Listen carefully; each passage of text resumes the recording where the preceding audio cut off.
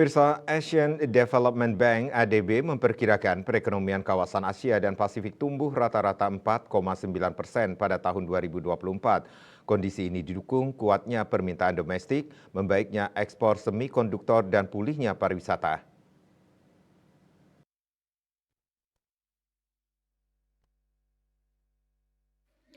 Sebagaimana dikutip kantor berita Antara, Kepala Ekonom ADB Albert Pak di Jakarta berpendapat pertumbuhan pada mayoritas perekonomian di kawasan Asia yang sedang berkembang akan stabil pada tahun ini dan tahun berikutnya.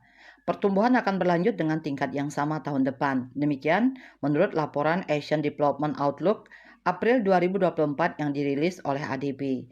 Inflasi diperkirakan akan melandai pada 2024 dan 2025 setelah terdongkrak naik oleh peningkatan harga pangan di berbagai perekonomian selama 2 tahun terakhir.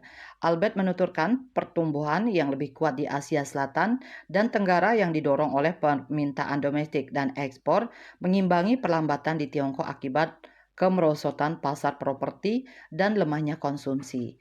India diproyeksikan akan tetap menjadi mesin pertumbuhan penting di Asia dan Pasifik, dengan pertumbuhan 7% pada 2024 dan 7,2% di 2025.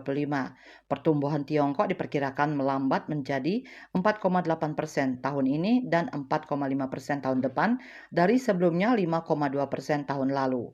Keyakinan konsumsi masih membaik dan investasi secara keseluruhan masih kuat. Permintaan eksternal pun tampaknya sudah berbalik positif, terutama dalam hal semikonduktor. Namun, para pembuat kebijakan harus tetap waspada karena masih ada sejumlah risiko. Berbagai risiko itu termasuk gangguan rantai pasokan, ketidakpastian mengenai kebijakan moneter Amerika Serikat, efek cuaca ekstrim, dan berlanjutnya pelemahan pasar properti di Tiongkok. Kantor Berita Antara melaporkan.